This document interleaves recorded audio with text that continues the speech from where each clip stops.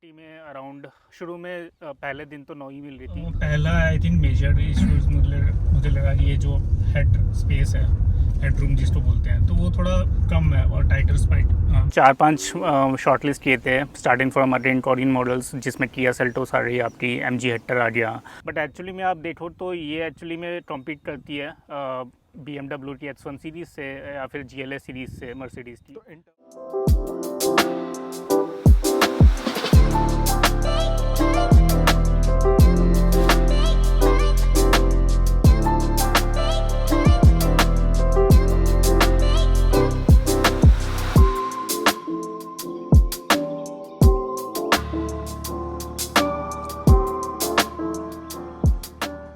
Hey guys, welcome back to the channel. तो आज हम अंकित के साथ, आज से हम अपने चैनल पे एक नया जो है सेगमेंट शुरू करने जा रहे हैं, which is ownership reviews of car.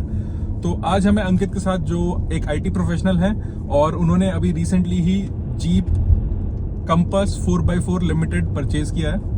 तो चलिए जानते हैं अब अंकित से उनकी चॉइस के बारे में। सो अंकित, ये कौन सा मॉडल है और आपने कितने किलोमीटर अभी तक चला लिया है इसको? तो हाय रोहित, मैंने जीप कंपास परचेज की थी अराउंड 2 महीने पहले, अक्टूबर में। और ये है जीप कंपास लिमिटेड 2.0 वेरिएंट। तो अराउंड मैंने ये अराउंड 3500 किलोमीटर चलाया है अभी तक। तो जितना कि मेरे को पता है, Limited comes with 4x4 and sunroof भी इसी मॉडल से स्टार्ट होती है, right? Right, so this is top variant in Limited, so it comes with 4x4 capability. So Ankit, आपने अभी तक इस गाड़ी को सिटी में और हाईवेज पे कितना चलाया? तो मेजरली क्योंकि मैंने अभी लेटेस्ट ली है 2 महीने पहले, मोस्टली मैंने सिटी में ही चलाया अराउंड 60-70%। तो आप लगा सकते हो कि मैंने 3500 किलोमीटर में से 2500 किलोमीटर सिटी में चलाया। 1000 किलोमीटर मैंने ट्रिप किया था, शॉर्ट ट्रिप, पिछले महीने।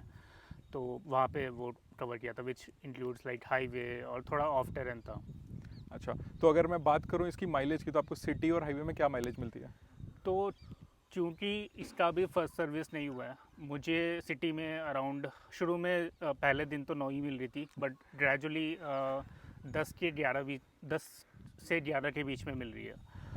हाईवे पे डिपेंड्स कि आप कितना स्पीड पे चला रहे हो। तो मैं यूजुअली चलाता हूँ 110-100 की स्पीड पे। मुझे मिल जाता है अराउंड 12 से 13 के बीच में। बट अगर मैं क्रूज़ लगा देता हूँ उसी स्पीड पे, तो मुझे 14 तक भी मिलता है।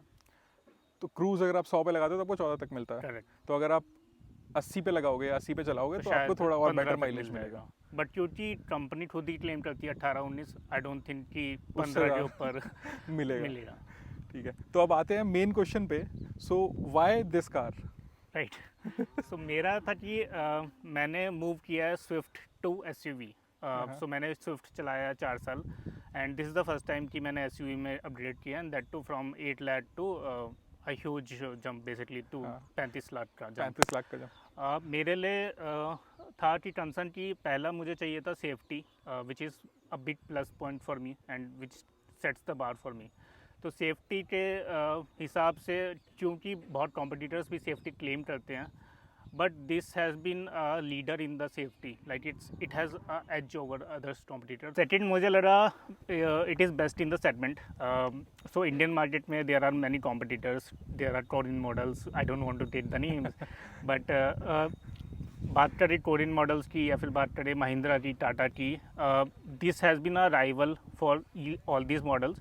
बट एक्चुअली में आप देखो तो ये एक्चुअली में कॉम्पीट करती है BMW की X1 सीरीज़ से या फिर GLA सीरीज़ से, मर्सिडीज़ की। तो in terms of luxury, in terms of premium that it Ride offers for the quality ride or- quality. Okay.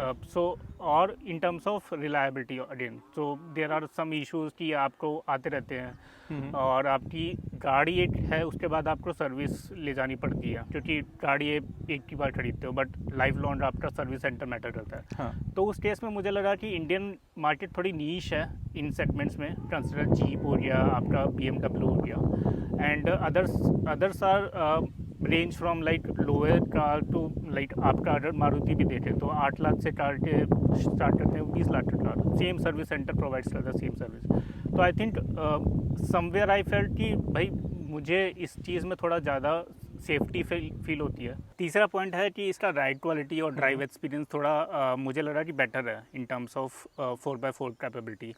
तो थोड़ा स्मूथर ड्राइव है, बॉडी रोल थोड़ा कम है, तो वो मुझे थोड़ा अच्छा लगा कि मैं अपनी फैमिली को भी ले जा सकता हूँ और मैं खुद भी ड्राइव कर सकता हूँ, बीट हाईवे हो गया, स्ट्रीट हो गया या फिर ऑफ रोड हो गया। प्लस आपको एक 4x4 कैपेबिलिटी भी मिल Right. गई, तो इन केस अगर आपको ऑफ टेरेन जाना हो तो आप आराम से जा सकते हो। करेक्ट। सो मेजरली मेरा ये था कि मुझे कैपेबिलिटी भी मिल रही है और मुझे ड्राइव एक्सपीरियंस भी स्मूथर मिल रहा है।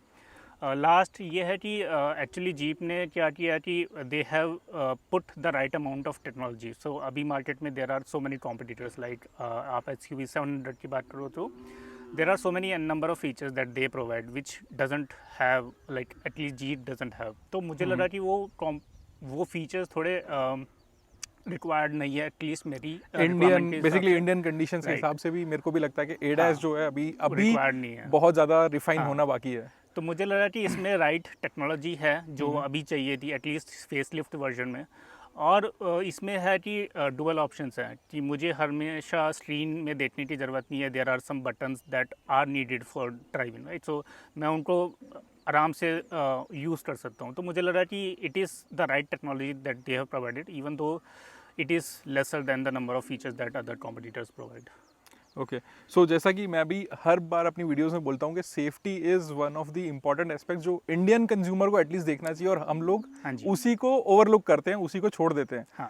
तो यहाँ पे मैं बस ऐड करना चाहूँगा कि जो 2017 में जीप का ग्लोबल एनकैप ने टेस्ट नहीं किया था, बेसिकली यूरो एनकैप और ऑस्ट्रेलियन एनकैप ने टेस्ट किया था, उन दोनों टेस्ट में jeep compass was rated 5 stars in terms of safety.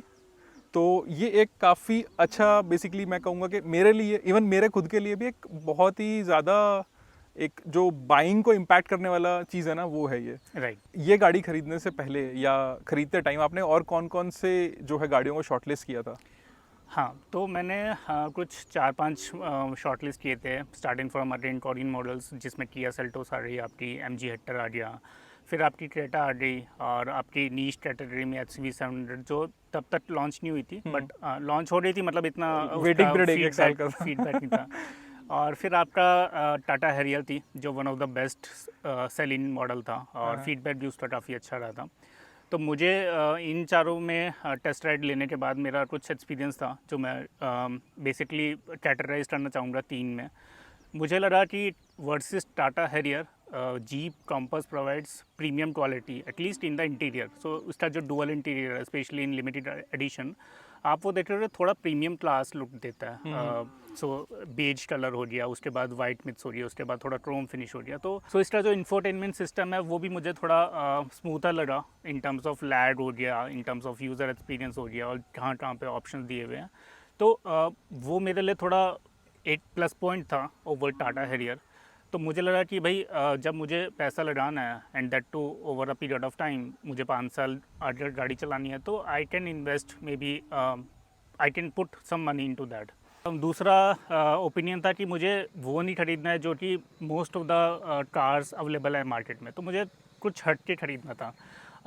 You will find कि भाई टाटा हैरियर हो गया, किया सेल्टोस हो गया, वो बहुत ज़्यादा रोड प्रेजेंस, मतलब काफ़ी ज़्यादा common हो गया आजकल। है, कॉमन अवेलेबिलिटी है रोड्स में। तो मुझे थोड़ा सा उसमें देखना था कि क्या कुछ मैं ऐसा ले सकता हूँ जो मुझे सेम फीचर्स प्रोवाइड करे बट नॉट सो पॉपुलर हो मार्केट में। तो मुझे लगा कि jeep compass is again a better option. जब तक मैंने ये सब टेस्ट राइड ली थी, मैं 4x4 की तरफ ज़्यादा इंक्लाइंड नहीं था, मतलब मैंने ज़्यादा रिसर्च नहीं की थी, but there were some groups that मैंने ज्वाइन किए हैं, और उसके बाद फिर कम्युनिकेशंस चालू हुई, ग्रुप डिस्कशन में मैंने देखे लोट ऑफ फीडबैक। तो मुझे लगा कि यार 4x4 is something which is like something which I can explore. Basically it's a dark area which basically caters to my need. तो मैंने फिर वो उसके बारे में रिसर्च करना चालू किया, और 4x4 जब आप लेते हो तो उसमें फिर आपका ये ऑप्शन स्टार्ट हो जाते हैं, लाइक किया सेल्टोस आपके 4x4 में नहीं है, टाटा हैरियर नहीं है, तो फिर उसमें मेरा थोड़ा ऑप्शंस लिमिटेड हो गए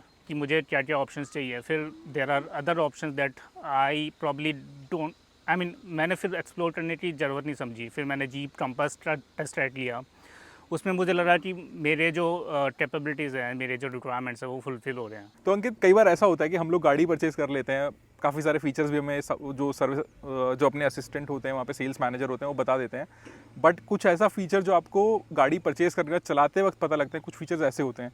तो इस गाड़ी में क्या ऐसा कोई फीचर है जो आपको बाद में पता लगा? हाँ, तो एक्चुअली मैंने 4-5 बार टेस्ट राइड ली थी और जो उनका एडवाइज़र होते हैं उन्होंने काफ़ी डिटेल एक्सप्लेन किया था, but still there are some hidden features that I explore. तो एक है कि इसका एम्बियंट लाइटिंग है, जो कि मुझे एडवाइज़र ने बोला था नहीं है कार में, जो हमने साथ में भी शायद एक्सप्लोर करने की हाँ कोशिश करी थी जब पहली बार लाए थे, हाँ। बट कुछ पता नहीं लगा था हमें। तो ड्यूरिंग द नाइट राइड मैंने देखा कि जब मैंने हेडलाइट ऑन किया तो इसके डोर्स में एम्बियंट लाइटिंग है, जो कि मिनिमम है, इतना आंखों को चुभता नहीं है। और दूसरा पॉइंट है, अगेन एडवाइज़र ने मुझे क्लेम किया था कि ये गाड़ी सिर्फ 3 सेकंड तक होल्ड करती है, उसके बाद लाइक इंडियन रोड्स इंडियंस काफ़ी अच्छे से समझ पाएंगे इस पॉइंट को, जहाँ पे हम बम्पर टू बम्पर ट्रैफिक में जाते हैं तो गाड़ी पीछे जाती है, specially when you are uphill. तो एडवाइज़र ने क्लेम किया था कि 3 सेकंड तक होल्ड करती है अपने आप को, उसके बाद इट विल गो बैड। तो इवन दो एडवाइज़र ने बोला था कि it will hold itself for 3 second, मैंने देखा है कि इवन दो आप होल्ड असिस्ट या फिर सब डिसेबल भी कर देते हो तो ये पीछे नहीं जाती है। तो that is something very convenient and comfortable, हाँ, absolutely, and very much needed for Indian population, खासकर पहाड़ों पे। करेक्ट। और तीसरा पॉइंट है, मैंने देखा है कि इसमें एक ऑप्शन है जहाँ पे आप गाड़ी स्विच ऑफ कर दो, मतलब इंडिकेशन ऑफ कर दो और आप कहीं जा रहे हो स्पेशली डार्क एरियाज़ में या फिर कैंपिंग में, तो आप एक ऑप्शन अनेबल कर सकते हो जिसमें आपका हेडलाइट 30 सेकंड या फिर 8 मिनट तक ऑन रहेगा। तो आप गाड़ी बंद करके अपना रास्ते में जा सकते हो और आप सेफली अपने डेस्टिनेशन तक पहुंच सकते हो। तो चलिए अंकित, अब बात करते हैं जो इश्यूज आपको इस गाड़ी के साथ लगते हैं, जो लगता है आपको इस गाड़ी में और चीज़ें हो सकती थी या जहाँ पे गाड़ी लैग करती है। हाँ, तो पहला आई थिंक मेजर इश्यूज मुझे लगा कि ये जो हेड स्पेस है, हेड रूम जिसको बोलते हैं, तो वो थोड़ा कम है और टाइटर स्पाइट, जैसे मेरी हाइट है 5 फुट 6 इंच, तो मेरे लिए मैं चलाता हूँ अपनी सीट हाइट सबसे ऊपर रख के, तो मुझे भी फील होता है कि कभी कभी ये सिर्फ 2 या 3 इंच का स्पेस है जो कि थोड़ा टाइट है, और स्पेशली जब आप 6 फीट का एक बंदा बैठा है तो उसके लिए बहुत ही कम स्पेस बचता है। तो बेसिकली इसका आप मेरे हाइट से रिस्पेक्ट ले सकते हैं। मेरी हाइट जो एकदम 6 फीट है, हाँ। 182 सेंटीमीटर, और ऑलमोस्ट लाइक टच हो रहा है, मतलब 1 सेंटीमीटर गैप होगा। तो इसमें मुझे लगा कि जीप थोड़ा इस चीज़ में ध्यान दे सकती थी, इवन दो उसने बॉडी में कोई चेंजेस नहीं किए हैं पिछले साल से, बट ये इशू सारे सेगमेंट्स में है। सेकंड पॉइंट है, इवन दो फेस लिफ्ट में काफ़ी इश्यूज जीप ने रेक्टिफाई किए हैं जो कि आपको 2021 मॉडल में दिखेंगे, जैसे रैटलिंग नॉइज है वन ऑफ द मेजर, जिसमें यूजर स्टफ फीडबैक आता था, तो ये मॉडल में मुझे रैटलिंग नॉइज अभी तक तो नहीं आया है, बट हाँ छोटे छोटे फीचर्स हैं, छोटे छोटे इश्यूज हैं, जैसे मुझे लगा कि वाइपर थोड़ा ज़्यादा नॉइजी है, तो वो मुझे अंदर भी आवाज़ आती है, तो may be it's issue only with my model और मे बी ये सारे मॉडल्स में इशू है, तो सर्विस में वो पता चलेगा कि क्या इश्यूज हैं या फिर रिजॉल्व हो सकता है। तीसरा मुझे लगा कि इसके जो कुछ फीचर्स हैं which Indian are not used to, like आपका इलेक्ट्रॉनिक टेल गेट, तो ये होता है कि आप किसी को भी गाड़ी दोगे या फिर आप किसी को भी बोलोगे कि सामान ले आओ, तो वो सीधा आपका टेल गेट ओपन करेगा और मैनुअली आपका खींच देगा डोर। उसमें क्या है, ये इंजन की जो मोटर है या फिर टेल गेट की जो मोटर है वो ईजिली डैमेज हो जाती है, तो वो मुझे एक इशू लगा कि इवन दो ऐसा इशू नहीं है but it is not convenient, तो इनको एक ऑप्शन दे देना चाहिए जिसमें मैनुअल या फिर ऑटोमेटिक के बीच में प्ले कर सके, kind of manual override basically एक। हाँ, चौथा मुझे लगा कि क्लस्टर में थोड़े बहुत ऑप्शंस कम है, एज सच कि जैसे मैं ऑटोमेटिक में चला रहा हूँ, इवन दो 9 स्पीड ऑटोमेटिक है, मुझे चाहिए कि मुझे पता चले कि कौन से गियर में मेरी गाड़ी चल रही है, वो ना क्लस्टर में दिखता है ना इंफोटेनमेंट सिस्टम में दिखता है, तो जब तक मैं मैनुअल में नहीं डालता मुझे अपना गियर शिफ्ट नहीं दिखता है कि कौन से गियर पे चल रहा है, कौन से गियर पे शिफ्ट हो रहा है। और सेम चीज़ अगर मैं 4x4 एंगेज करता हूँ तो वो भी मुझे क्लस्टर में डिस्प्ले नहीं होता है, वो सिर्फ मुझे बटन में देखना पड़ता है कि वो ऑन है या ऑफ है, तो it is something that I have to look elsewhere while driving, तो क्लस्टर इज़ समथिंग दैट मैं एक देख सकता हूँ इसलिए कि ड्राइव करते हुए कि मेरा 4x4 एंगेज है या फिर ऑफ है या फिर जो भी है, तो प्रैक्टिकल फीचर थोड़ा मुझे लगता है कि होना चाहिए था।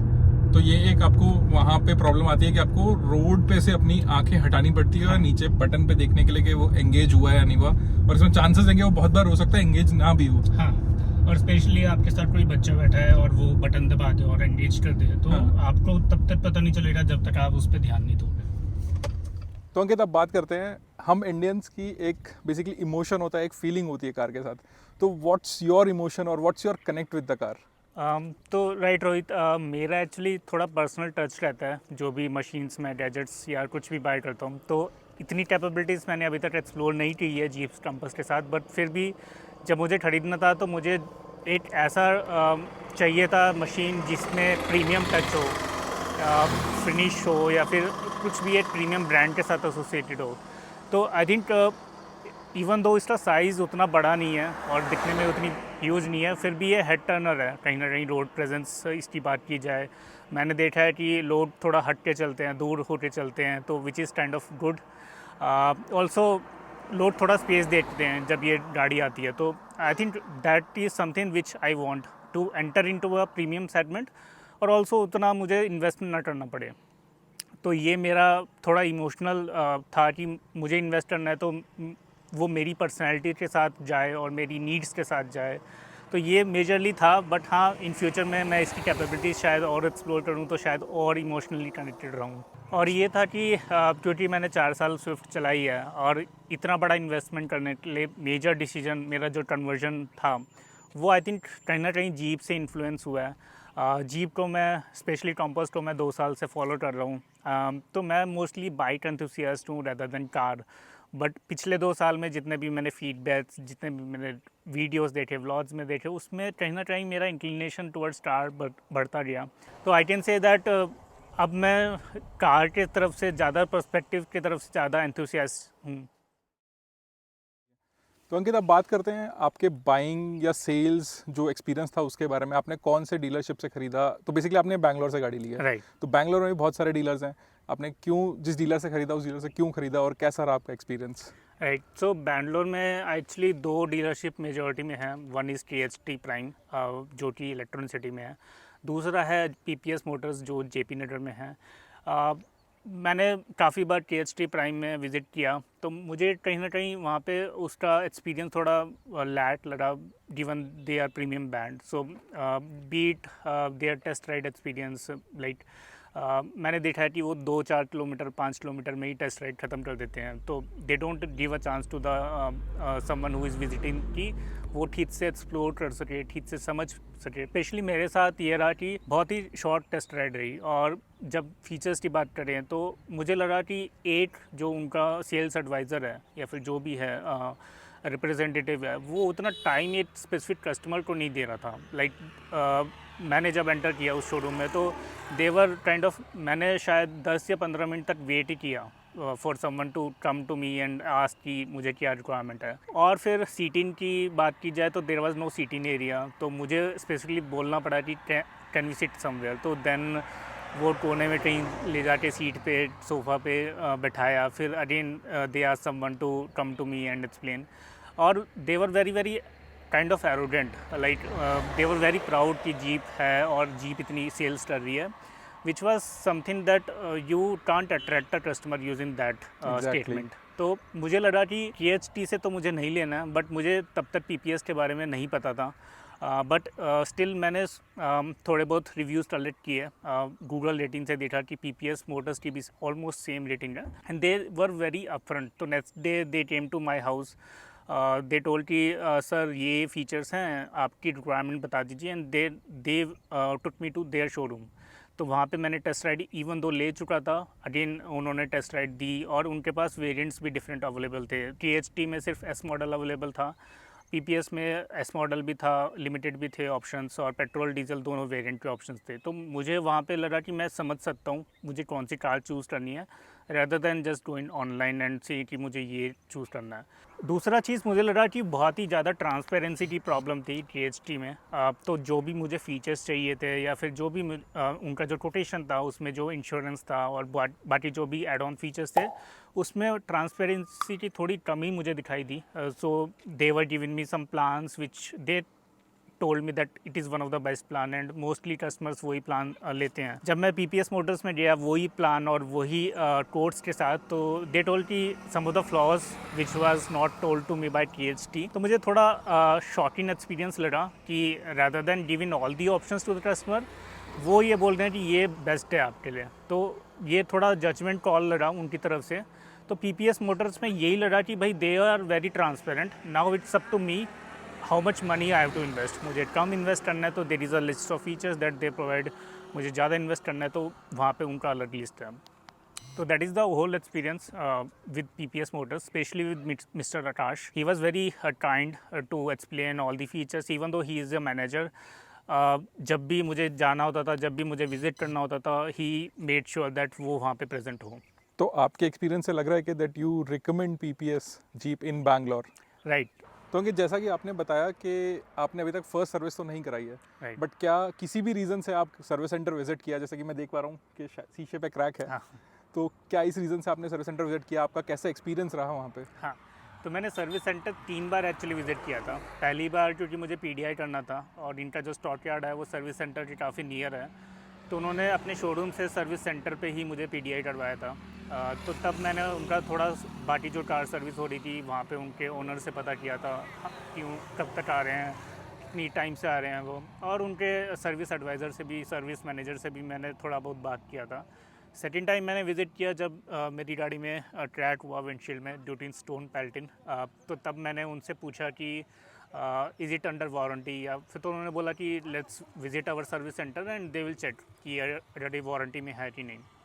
तो तब उनका एक्सपीरियंस ये रहा कि वो सिचुएशंस को भी हैंडल कर पाए और उन्होंने एक्सप्लेन किया कि ये करना चाहिए आपको, ये इंश्योरेंस क्लेम करना चाहिए, नहीं करना चाहिए, कितना कॉस्ट रहेगा.